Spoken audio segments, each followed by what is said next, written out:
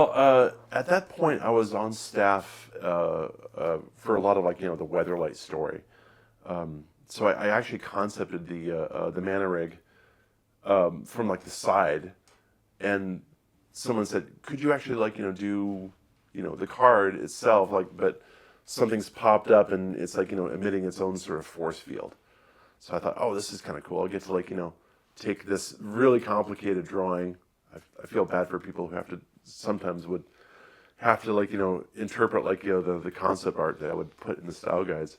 But in this case, I got to turn it 45 degrees at the camera. So I spent a good amount of time just getting the perspective right, because circles and straight lines and buildings that are going into the background was a little challenging.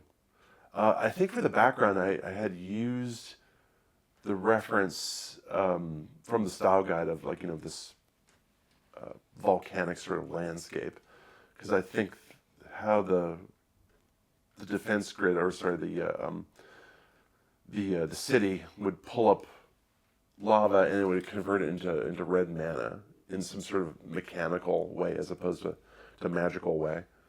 And so I was trying to have it pull lava out of tubes from this big caldera.